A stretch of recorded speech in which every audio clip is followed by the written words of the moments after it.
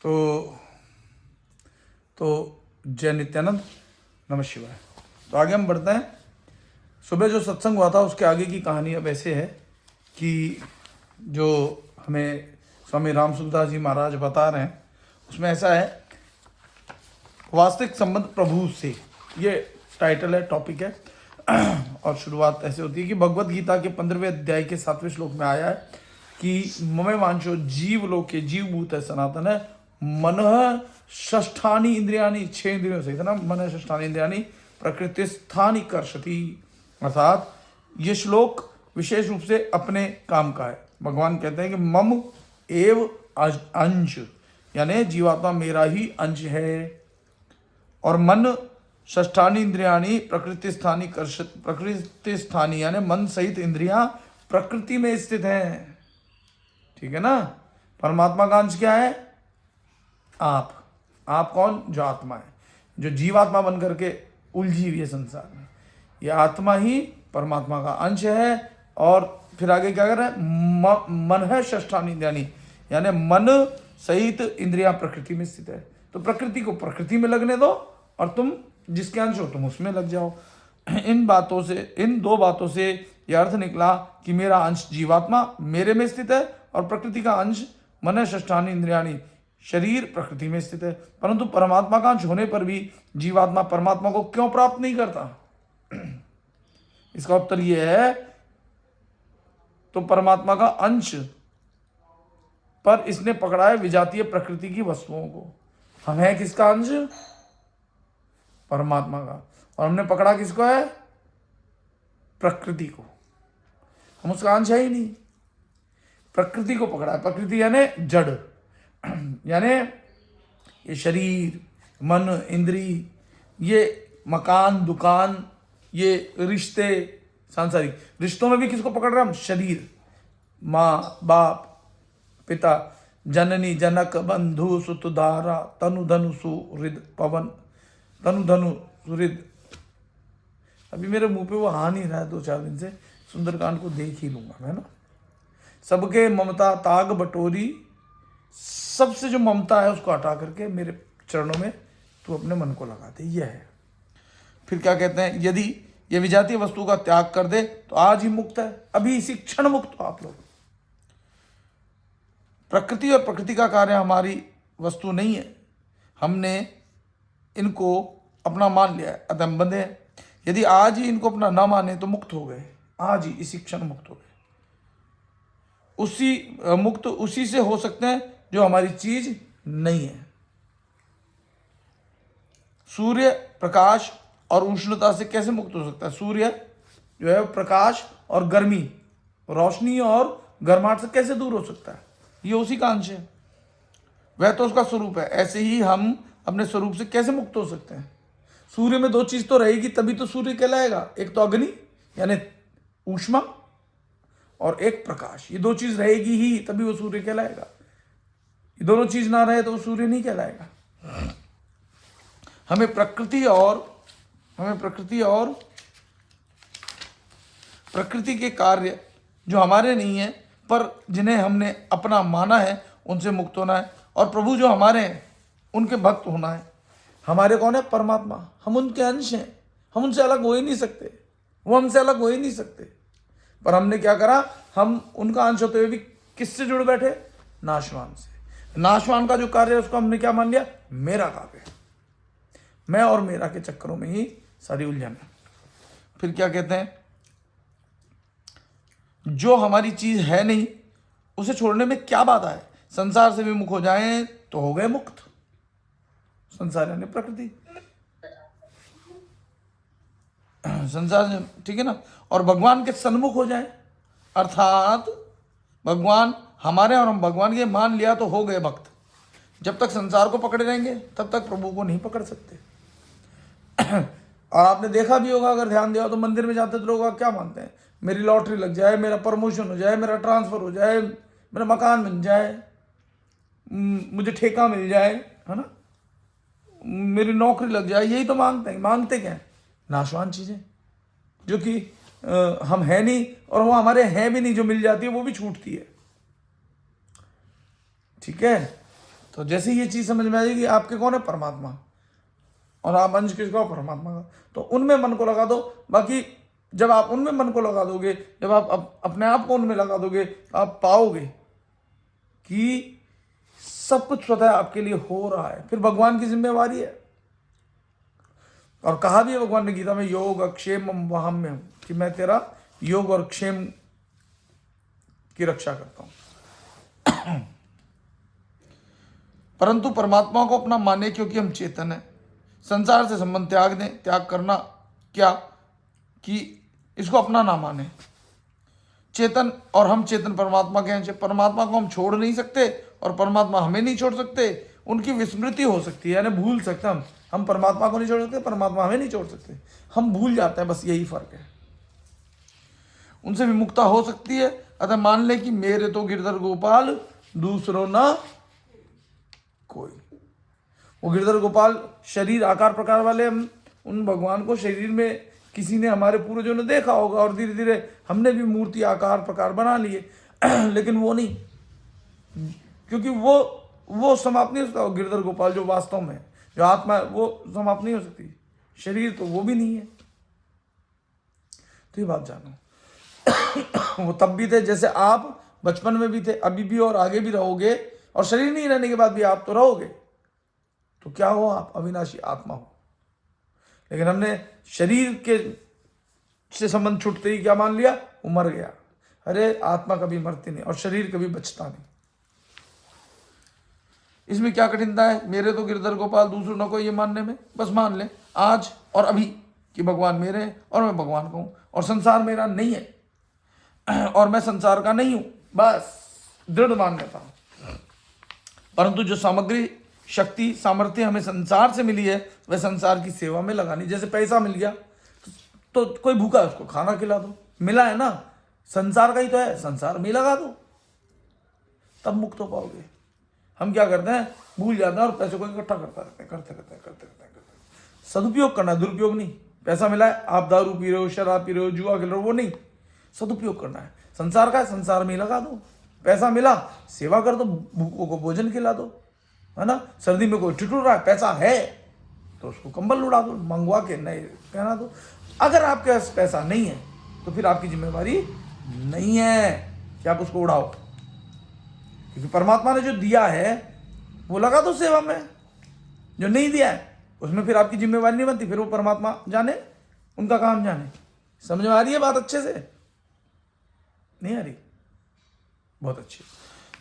फिर क्या कहते हैं कि प्रहलाद जी का दृष्टांत हमारे सामने है। उनका शरीर पिता के अंश से उत्पन्न था, अतः शरीर उन्होंने पिताजी को दे दिया। वे शरीर को कष्ट दें, जहर पिलाएं, सांप से डसवाएं, पर्वत से गिराएं, समुद्र में डुबोएं, कुछ भी करें, तो प्रहलाद जी ने चूनी की। शरीर मर जाए तो क्या, क्योंकि यह माता पिता और संसार का है। और स्वयं कौन है, परमात्मा का अंश। अतः अपने आप को परमात्मा को दे दें आप भी, यानी अपना आत्मा, अपना सब कुछ, अपना मन परमात्मा को दे। मैं आपको एक विशेष बात और बताता हूं, यह शास्त्रों में है पर छिपी हुई है। यह मुझे संत महात्माओं की कृपा से मिली है। यह विचित्र बात है कि प्रायः सत्संगियों की तथा साधकों की यह मान्यता रहती है, और पहले मेरी भी यही आदत थी कि साधारण संसार की वस्तुएं भी बड़े परिश्रम से, प्रयास से मिलती है, फिर भगवान की प्राप्ति कैसे सुगमता पूर्वक हो सकती है। ऐसे स्वामी जी कह रहे हैं कि मेरी भी ऐसी स्थिति थी। भगवान की प्राप्ति के लिए बड़ा त्याग, बड़ी तपस्या, बड़ा संयम करना पड़ेगा। बड़े बड़े योगियों को जन्म जन्म भर यत्न करते हुए भी प्राप्ति नहीं होती। फिर हमें कैसे होगी, कलयुग है, फिर इसमें प्रभु प्राप्ति कैसे होगी। इस प्रकार की मान्यताओं से हम प्रभु प्राप्ति में स्वयं बाधा लगा लेते हैं। ऐसा नहीं है, परमात्मा अभी इसी क्षण मिले हुए ही आपको, आपका ध्यान नहीं है बस। अगर परमात्मा नहीं मिले होते तो आंखें तो हैं, दिखता नहीं, नासिका तो है, सांस ले नहीं पाते, छोड़ नहीं पाते, पैर तो हैं, चल नहीं पाते, क्योंकि जब वो निकल जाता है तो चल पाते हो क्या, हाथ हिला पाते हो क्या, आंखें ऐसी खुली रह जाती हैं, देख नहीं पाता है उस वक्त व्यक्ति। क्यों? क्योंकि परमात्मा निकल गया। तो कहते हैं स्वयं बाधा लगा लेते हैं हम। ये मान्यताएं बिल्कुल गलत है। हम परमात्मा के और परमात्मा हमारे हैं, संसार हमारा नहीं है, हम संसार के नहीं है। बात खत्म, 2 शब्दों में। इस बात को आप हृदय से मान लें तो साधन बहुत सुगम हो जाता है। फिर क्या कहते हैं, ये चीज भगवान ने भी कही है, भगवान कृष्ण ने, यद्यपि सब कुछ मुझसे उत्पन्न है परंतु मैं उनमें और वो मुझ में नहीं है। परमात्मा ने खुद ने कहा है ना, यद्यपि सब कुछ मुझसे उत्पन्न है परंतु मैं उनमें और वो मुझ में नहीं है। का क्या मतलब है? उन्होंने प्रकृति से सर्वथा अपने को परे रखा, ये मतलब है। संसार में लिप्त नहीं हुए, यह इदमदार ये जगत जगत में धारण करने के बावजूद भी उस धारणा से परे रहे, ये मतलब है इसका। फिर क्या कहते हैं, ये बात तो आप हृदय से मान लें तो साधन बहुत सुगम हो जाता है। आप ये मान लो कि परमात्मा के साथ हमारा संबंध अखंड है, अटूट है, नित्य है, निर्विकार है। आपको प्रभु की प्राप्ति हो जाएगी, क्योंकि प्राप्ति तो है, केवल विस्मृति हुई है। अब जैसे आप गुरु की प्रार्थना करते थे तो खाली गाने से कुछ नहीं होता है। अखंड मंडलाकारम व्याप्तम येन च, वो अखंड मंडलाकार है। परमात्मा आत्मा ये अखंड है, टूटते नहीं, फटते नहीं, कटते नहीं, शस्त्र से कटते नहीं, जल सकते नहीं। तो उस गुरु की बात की है, अविनाशी, व्याप्तम ये, और चराचरम, चर और अचर में वो है। ऐसे गुरु को मैं प्रणाम करता हूं। तो जैसे मान लो ये शरीर है, इसके भीतर, शरीर के भीतर कौन बैठा है? जो ज्ञान की बात बता रहा है, कौन बता रहा है? वो आत्मा है। वो इस शरीर में रहते हुए जैसे ज्ञान हो गया, तो ऐसा गुरु मिल जाए जिसको ज्ञान प्राप्त हो गया। तस्मै श्री गुरुवे नमः, ऐसे गुरु के तत्पदम दर्शितम ये न, तस्मै श्री गुरुवे नमः, उनके चरणों को मैं प्रणाम करता हूँ। ऐसे बहुत सारे और भी हैं। चैतन्य है शाश्वतम शांतम, है ना, चैतन्य है जो ये नहीं का नाशवान, चैतन्य है ना, जो चेतन है। चैतन्य है शाश्वतम शांतम व्योमातीतम निरंजनम, व्योम है ना अंधकार से अत्यंत परे, अज्ञान से अत्यंत परे जो है, उसकी बात कर रहे हैं, ठीक है ना। व्योमातीतम निरंजनम,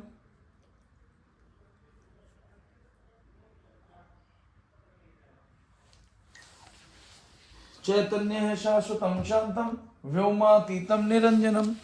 नाद, जो आप भीतर शब्द सुनते हो, जो नाम है परमात्मा का, बिंदु कला, कलाओं से अतीत, कलातीतम, ऐसे गुरु को मैं प्रणाम करता हूँ। संसार में रहते हुए, जैसे अभी शरीरधारी है, शरीर में रहते हुए शरीर की सारी जो प्रक्रियाएं हो रही हैं वो हो रही हैं, होने दो, उससे कोई, उसमें लिप्त मत हो, उसमें राग मत करो, द्वेष भी मत करो। और भूख क्यों लग गई? नो, लग गई, भोजन मिल गया तो कर लिया, बात खत्म। नहीं मिला, व्रत हो गया। तुम आत्मा हो, तुम परमात्मा का अंश हो, तो परमात्मा ही केवल तुम्हारे और तुम केवल परमात्मा के हो, ये बात याद रखो। उसी क्षण मिले हुए परमात्मा। फिर क्या कहते हैं, बस ये ध्यान से अच्छे से समझ लो तो साधन बहुत सुगम हो जाता है। आप ये बात मान लो कि परमात्मा के साथ हमारा संबंध अटूट है, अखंड है, नित्य है, निर्विकार है। आपको प्रभु प्राप्ति हो जाएगी, क्योंकि प्राप्ति तो है, केवल विस्मृति हुई है।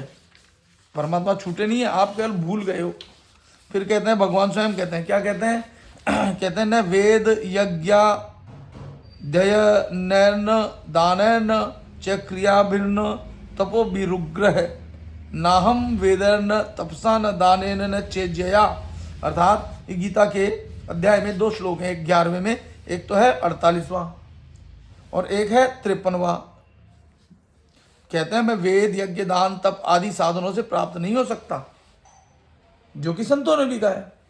और लोग किस में लगे हुए? वेद यज्ञ दान तप आदि साधनों में लगे हुए। जड़ रूपी साधन के द्वारा चेतन की प्राप्ति कैसे होगी बताओ? आप दान करते हो, ये करते हो, वो करते हो, उससे नहीं होती, लेकिन उससे आपका मन निर्मल हो जाता है और अहंकार मिट जाता है। फिर कहते हैं परंतु साधारणतया व्याख्यानों में, उपदेशों में सुनने को मिलता है कि प्रभु प्राप्ति अति कठिन है, अतः इसके विपरीत सुनना नहीं चाहते। हम तीर्थ यात्रा में नाथ द्वारा गए, वहाँ मैंने व्याख्यान दिया, उसमें ये कह दिया कि भगवान के शरण होना यह है कि भगवान के शरण होना ही नहीं, भगवान के शरण नहीं होना ही शरण होना है। कैसे, क्यों कह रहे हैं? क्योंकि भगवान की शरण तो हम सदा ही हैं, हम उनकी शरण से विपरीत हो ही नहीं सकते। केवल पता नहीं था इस बात का, भगवान ने तो शरण ले रखा है ऐसा कह दिया, तो वहां के लोगों ने समझा कि मैं शरणागति का विरोध कर रहा हूं। जब तक चेतना नहीं उठेगी ना, तो लोग बाग उस बात को अलग अर्थों में ले जाएंगे। जैसे अब मैं ये जो सत्संग आप लोगों को दे रहा हूं, है ना, बहुत सारी चीजों का मैं खंडन करता हूं, तो वो लोग भग जाएंगे जो लोग अभी प्राइमरी भक्ति या छोटी भक्ति में चल रहे हैं। मेरी वैसी भावना नहीं थी, मैंने तो वास्तविक बात कही। जब हम मंत्र लेते हैं तो गुरु जी हमें बता देते हैं कि हमारा भगवान के साथ संबंध है। वास्तव में भगवान के साथ हमारा संबंध नित्य है, अटूट है, और संसार तथा शरीर के साथ हमारा संबंध है नहीं, केवल हमने मान लिया है, क्योंकि वो टूटता रहता है। बचपना कहाँ गया पता नहीं। आप चाहते थे क्या बचपन छूट जाए? नहीं चाहते थे। जवानी आई, जवानी भी छूटती जा रही है, आप चाहते हो क्या? तो ये हमारे थे नहीं, ये अवस्थाएं, शरीर जो नित्य बदलता जा रहा है। और आत्मा, बचपन में भी आप थे, ज्यों के त्यों जो बचपन में थे त्यों के त्यों अभी आप अभी भी हैं, यानी आप वैसे ही हैं। शरीर बदल रहा है, अवस्थाएं बदल रही हैं। भगवान से हम विमुख हुए हैं और संसार के सम्मुख हो गए। उल्टा कर दिया हमने, संसार में चेतना डाल दी और परमात्मा की ओर से अपना ध्यान हटा लिया। भगवान हमारे हैं, हम भगवान के हैं, यह विस्मृति हुई है। परंतु संसार तथा शरीर का सहारा लिया है, उनकी शरण में है, यह सहारा रहने वाला नहीं। शरीर और संसार के सहारे को कब तक पकड़ के रख सकोगे? यह छूटेगा। आप कितना ही पकड़ने की कोशिश करो, पकड़ सकोगे नहीं। परमात्मा को आप छोड़ सकते नहीं। आप परमात्मा के साथ हरदम हैं और आपके साथ परमात्मा हरदम है। केवल विस्मृति हुई है, भूल हुई है। गीता जी का उपदेश सुनाकर भगवान ने अर्जुन से पूछा कि क्या इस गीता शास्त्र को तूने एकाग्र चित्त से श्रवण किया और क्या तेरा अज्ञान जनित मोह नष्ट हो गया? तो अर्जुन बोले, नष्टो मोह स्मृतिर्लब्धा। स्मृतिर्लब्धा क्यों कहा? स्मृति जो थी याद आ गई है ना, यानी मोह नष्ट हो गया और स्मृति हो गई, याद आ गई। मैं भगवान का और भगवान मेरे, इसमें कोई नया ज्ञान नहीं हुआ। हम भगवान के हैं, संसार के नहीं। हमारा कहा जाने वाला हमारे पास कुछ है? शरीर, धन, बल, बुद्धि, योग्यता आदि सब कुछ संसार से लिया है। इसे संसार की सेवा में लगा दो, अपने उससे अपनापन उठा लो और उनसे आशा मत करो कि आप मुक्त हो गए हो। भगवान हमारे हैं और हम भगवान के हैं, यह भक्ति हो गई और इसमें देरी का काम नहीं है। बस सरल बात है, नारायण नारायण नारायण नारायण। तो बहुत अच्छे, अभी इतना ही।